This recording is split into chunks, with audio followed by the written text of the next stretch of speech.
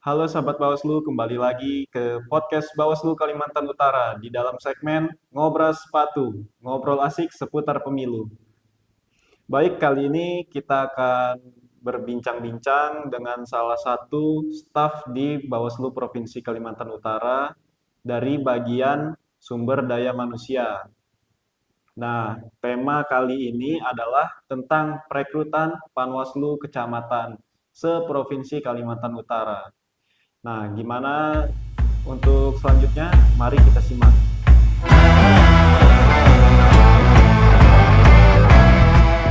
Selamat siang, Mas Tri. Siang, Mas Fahmi. Apa kabarnya nih? Alhamdulillah sehat. Alhamdulillah baik. Baik. Nah, kesempatan kali ini kita akan membahas tentang merekrut nih Mas Tri, tentang Siap, siap. perekrutan Panwascam yang sudah ditanyakan oleh 1 juta followers kita di Siap. Iya. Instagram dan juga banyak pertanyaan-pertanyaan di YouTube. Kapan nih Bawaslu bukan lagi untuk perekrutan Panwascam untuk pemilihan pemilu kada 2024 ini Mas Tri. Nah, yang banyak ditanyakan itu yang pertama ini Mas, tugas dan wewenang Panwascam itu apa sih sebenarnya Mas? Apa yang mereka kerjakan di Pilkada November nanti gitu Mas?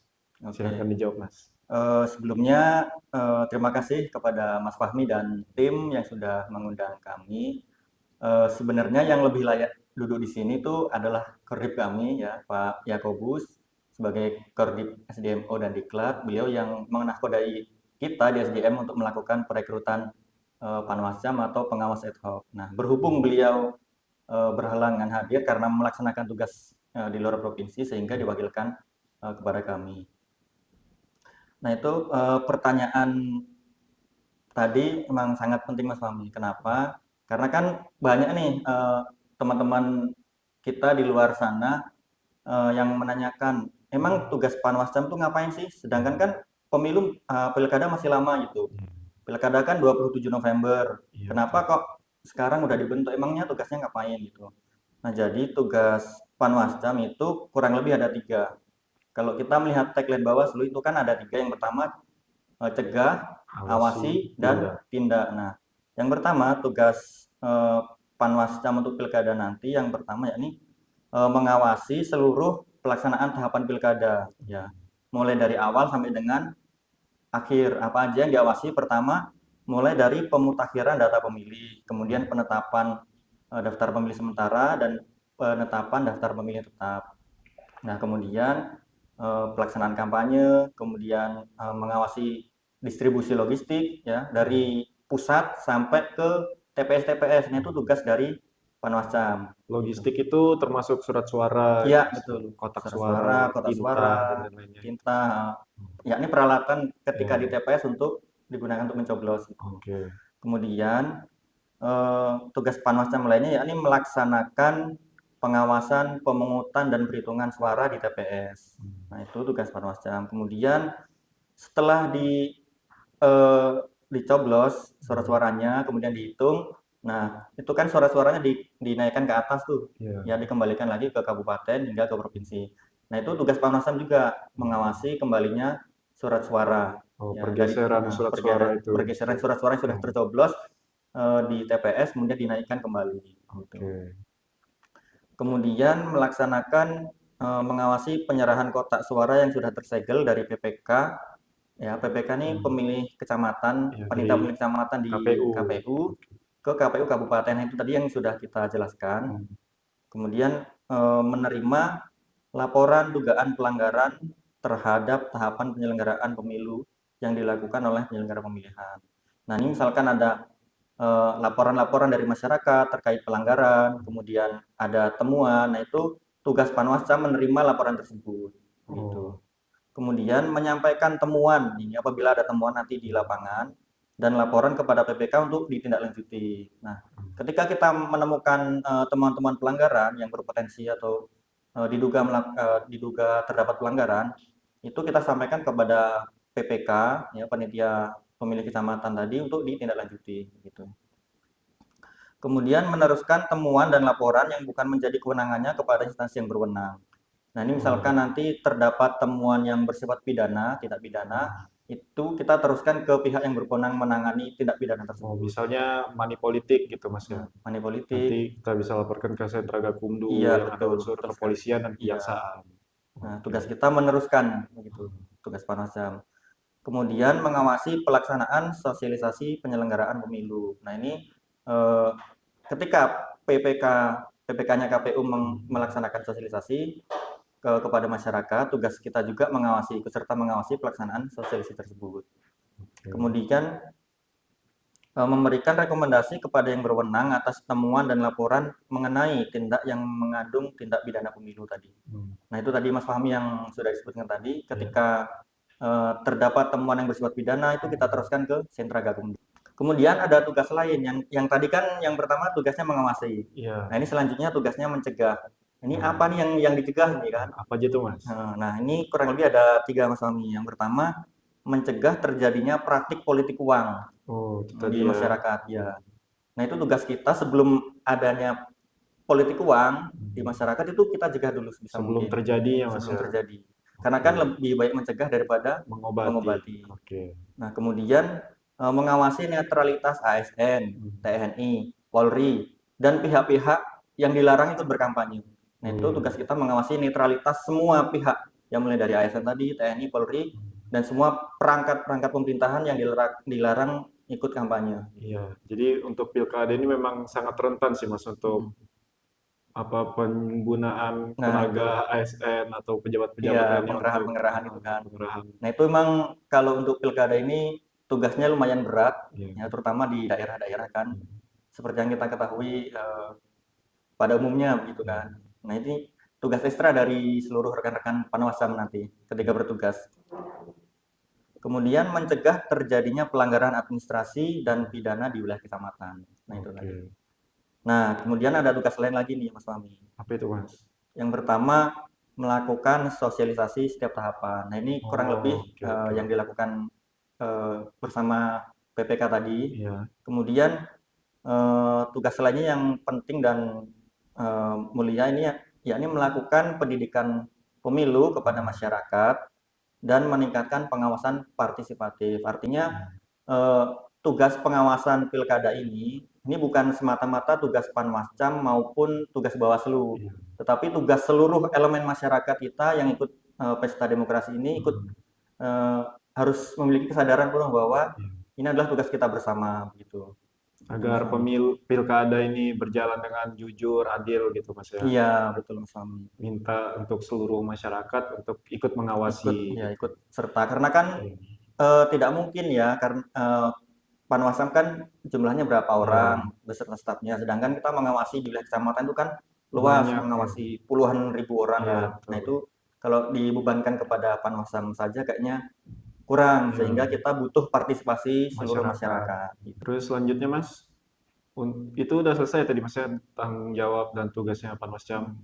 Nah, untuk selanjutnya nih Mas, gimana sih kalau misalnya ada saudara kita yang mau untuk bergabung menjadi Panwascam? Syarat-syaratnya apa aja tuh, Mas? Nah, jadi gini Mas Fahmi dan sahabat-sahabat Bawaslu yang dimanapun berada, jadi untuk pilkada tahun 2024 ini memiliki sedikit perbedaan terkait perekrutan panwascamnya. Oh, perbedaan antara perekrutan Panwascam Untuk masa pemilu pilkada dan dan pemilu itu pemilu iya berbeda, Mas ya? berbeda. Nah, apa itu Mas perbedaan, Mas? Ini yang paling utama yakni kalau di pemilu dahulu itu kan semua pendaftar baru. Iya, Ya. betul. Nah, kalau untuk pilkada ini terbagi menjadi dua. Yang pertama Oh, untuk existing dan yang kedua yakni untuk pendaftar baru. existing tuh berarti dia yang sudah bertugas pada saat pemilu. Iya, betul sekali. Oh, Jadi gitu. untuk existing ini yakni untuk petugas atau anggota Panwascam kita yang sudah melaksanakan tugas di pemilu tahun 2024 kemarin. Hmm. Nah, itu bila ingin mendaftar itu nanti masuknya di pendaftaran existing. Existing. Iya. Nah, itu untuk syarat-syaratnya ini yang pertama kita bacakan dulu ya untuk syarat-syarat Panwascam existing. Yang pertama yakni mengisi surat pernyataan kesediaan untuk mengikuti seleksi. Oke. Kemudian mengisi surat keterangan sehat jasmani dan rohani dari rumah sakit Rumah sakit. atau puskesmas. Oke. Kemudian surat bebas penyalahgunaan narkotika dari rumah sakit pemerintah termasuk puskesmas gitu. Hmm.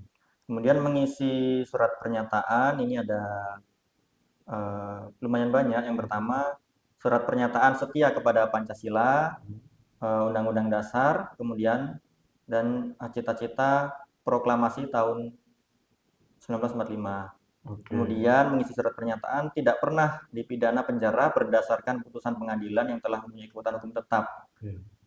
Nah, kemudian tidak pernah menjadi anggota partai politik atau mengundurkan diri dari anggota partai politik sekurang-kurangnya dalam jangka waktu 5 tahun pada Oke. saat pendaftaran. Kemudian tidak pernah menjadi anggota tim kampanye salah satu pasangan calon, ya presiden dan wakil presiden sampai dengan calon legislatif. Iya. Nah, sekurang-kurangnya dalam jangka waktu 5 tahun. Kemudian bersedia kerja penuh waktu. Selanjutnya bersedia mengundurkan diri dari jabatan politik, jabatan di pemerintahan, dan atau badan usaha milik daerah dan negara apabila terpilih nanti. Oke. Kemudian tidak berada dalam satu ikatan perkawinan dengan sesama penyelenggara pemilu. Oh, kalau gitu nggak boleh suami istri gitu Mas ya di sesama penyelenggara pemilu gitu ya? Iya, betul. Misalkan istrinya sudah mendaftar sebagai PPK di KPU, Iya. nah kita sebagai suami tidak diperkenankan mendaftar Untuk di daftar di Panwascam. Panwascam Oh gitu. gitu. Oke, lanjut Mas. Kemudian bersedia tidak menduduki jabatan politik, jabatan di pemerintahan, dan atau badan usaha milik negara dan daerah selama masa keanggotaan, ya apabila terpilih. Kemudian mampu secara rohani dan bebas dari penyalahgunaan narkotika, dibuktikan dengan surat keterangan yang dapat dipenuhi sebelum pelaksanaan pelantikan. Nah, jadi gini untuk Mas Fahmi, untuk metodenya nanti untuk existing ini bukan perekrutan baru, tetapi evaluasi kinerja. Karena kan existing ini adalah mereka yang sudah bekerja Ya. ya selama pemilu. Nah, itu selama pemilu itu nanti kinerjanya dievaluasi oleh pimpinan yang lebih tinggi yakni Bawaslu kabupaten kota. Sehingga untuk pembukaan pendaftaran ini juga nanti tiap-tiap kecamatan itu tidak sama Mas Fahmi. Oh, Gitu. berbeda-beda tiap Iya, kecamatannya. tiap kecamatan. Misalkan nih di kecamatan A itu yang lulus evaluasi kinerja ada 2. Iya. Nah, sedangkan anggota Panwaslu kecamatan itu kan ada 3. Iya. Nah, tadi yang lulus 2, sehingga nanti yang dibuka untuk pendaftar baru ini 1. Satu. Lain lagi Oh, gitu. misalkan di kecamatan B tidak ada yang lulus evaluasi, Ya. sehingga tiga-tiganya Pendaftar dibuka baru. penuh untuk pendaftar baru. Oke, Atau gitu. misalkan kasus lagi di kecamatan C, ya di kecamatan C misalkan tiga-tiganya lulus evaluasi kinerja. Nah, sehingga di kecamatan C tersebut tidak dibuka untuk pendaftar baru atau tidak dibuka untuk rekrutmen Baru. Panwascam untuk pilkada. Oh, oke. Jadi biar nanti bagi sahabat-sahabat Bawaslu tidak menjadi pertanyaan, kenapa sih di kecamatan itu buka, kenapa di kecamatan saya enggak, ini enggak adil wah ini segala macam gitu Oh, kan. iya, iya, iya. Nah, ini Bisa penjelasannya jadi ada begini. itu. Begitu Mas Ami. Oh, gitu penjelasannya ya. Nah, ini juga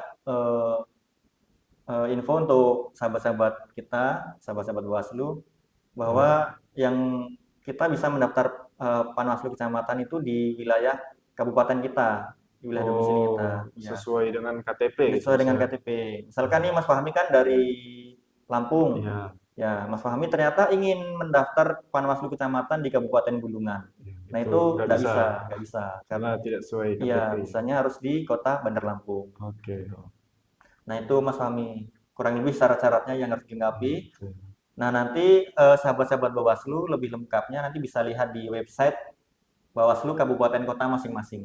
Oh, di situ ada Iya. pengumumannya, Mas ya? Ada pengumumannya lengkap, persyaratannya, dan juga formulir-formulir yang bisa diunduh. Bisa di-download juga di Ya, situ, Mas di-download ya? di situ, lengkap semua. Gitu. Oke, oke. Nah, ini kan tadi kita udah bicara tentang tugas dan wewenang, syarat-syarat, dan perbedaan Panwascam existing dan pendaftar baru.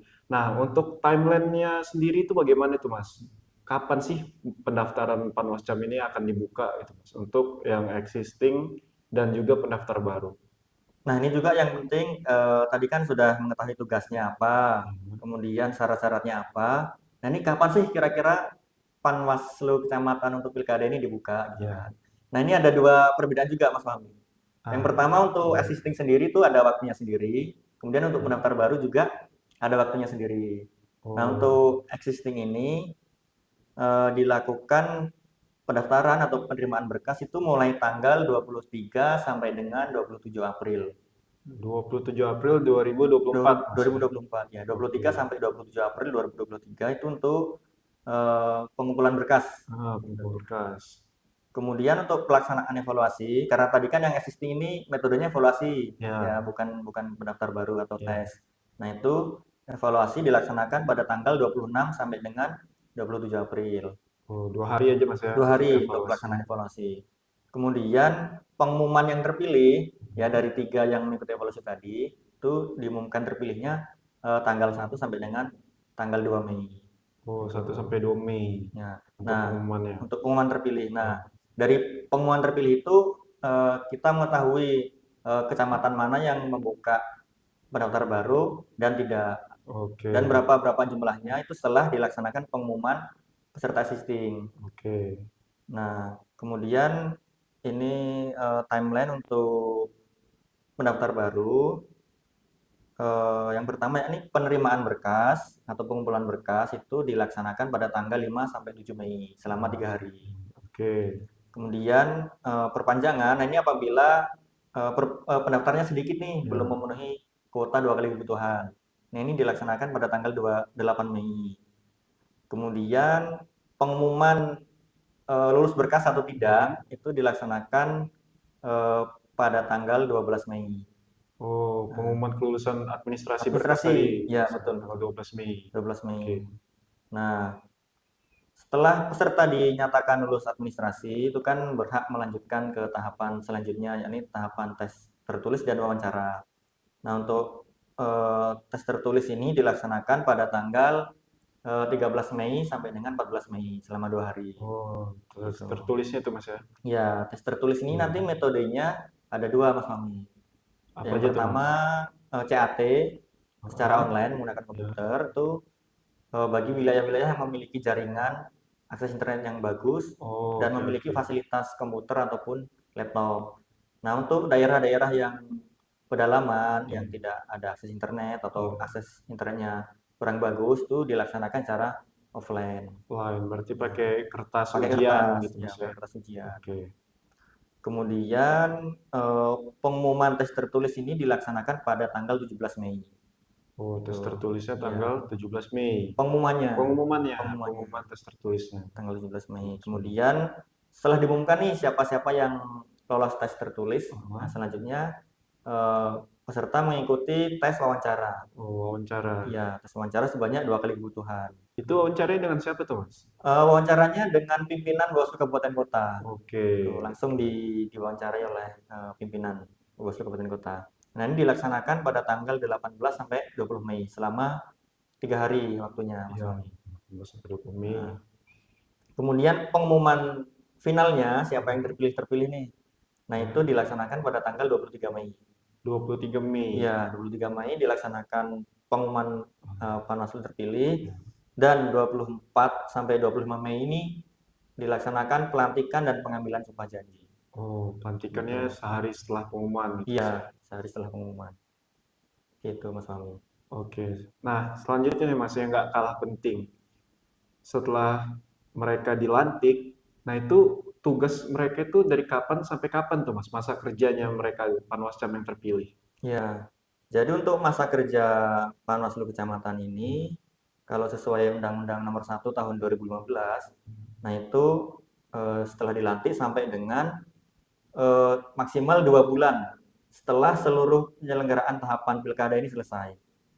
Jadi kurang lebih nanti sahabat-sahabat yang menjadi Panwascam Ya. itu nanti bertugas pada saat setelah dilantik dan diambil sumpah janji sampai dengan 2 bulan setelah tahapan pilkada selesai, gitu maksimal. Berarti sampai selesainya pungut hitung Mas ya? Iya, 2 bulan setelah. 2 bulan setelah pungut Iya hitung. betul, setelah tahapan Oke. selesai. Nah, yang terakhir nih Mas, yang paling banyak ditanyakan Apa sama nih? followers-followers kita nih Mas.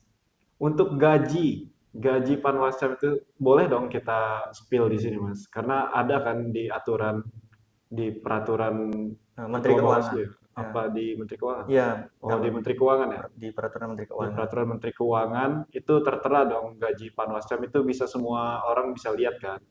Jadi tidak ada yang rahasia gitu. Iya, betul. Silakan Mas, kita spill gaji untuk Panwascam. Ya, jadi dari awal lagi ya, setelah tadi sudah mengetahui tugas, kemudian syarat-syaratnya apa, kemudian mengikuti tes dan terpilih. Nah, jangan-jangan belum tahu nih gajinya berapa. Nah, Ya itu kan dia nanti Mas. biar nanti nggak menyesal, oh ternyata kok gajinya cuma segini sih, itu apa-apaan ini gitu kan. Iya. Nah, itu kita untuk menghindari hal tersebut. Nah, untuk gaji Panwascam ini, baik untuk pemilu yang telah lalu maupun Ya. pilkada ini telah diatur di Menteri Keuangan. Peraturan Menteri Keuangan. Ya. Nah, ini di Surat Menteri Keuangan nomor S715 garing MK titik 02 tahun 2022. Nah, untuk honorarium Panwaslu kecamatan ini berbeda-beda Mas Fahmi. Oh, Nah, yang pertama ini untuk ketua ya. ya. Kan Panwascam terdiri dari Tiga orang. tiga orang ya, satu ketua dan 2 anggota. Oke. Nah, untuk ketua honorariumnya sebesar Rp2.200.000. Oke. Nah, untuk anggota sebesar Rp1.900.000. Oke. Jadi gajinya untuk anggota itu Rp1.900.000 Iya, dan untuk ketua itu Rp2.200.000 Iya, per bulan, Mas per ya. bulannya. Oke. Gitu. Nah, ini untuk pertimbangan juga Ya. buat sahabat-sahabat Bawaslu kan, bagi yang ingin bergabung sebagai Panwascam. Hmm. Oke, sahabat Bawaslu, begitulah perbincangan kita dengan Mas Tri selaku pengampu dari perekrutan di Bawaslu Kalimantan Utara. Ya, itulah yang bisa kita dapatkan ya di hari ini dengan obrolan dengan Mas Tri. Untuk sahabat-sahabat Bawaslu yang akan bergabung menjadi Panwascam, itu kita harus memiliki jiwa yang besar, Mas ya, Ya, untuk betul. melakukan pengawasan pada saat pilkada Pilkada. nanti. Ya. Oke, karena pekerjaannya lumayan berat dari tahapan awal, dari pemutahiran data sampai dengan hari pungut hitung. Biasanya yang paling berat itu di hari pungut Pungut hitung, hitung. Mas ya. Nah, ada nggak Mas ini apa motivasi untuk sahabat-sahabat Bawaslu yang ingin mendaftar di Panwascam? Ya, silahkan Mas. Bagi sahabat-sahabat Bawaslu yang ingin mendaftar bergabung menjadi Panwaslu kecamatan, perlu kita sadari bahwa kesuksesan bangsa ini, terutama kesuksesan di pemilihan kepala daerah, adalah tanggung jawab kita bersama. Oke. Ya, bukan tanggung jawab dari penyelenggara saja, dari Bawaslu, KPU, dan stakeholder lainnya. Ya.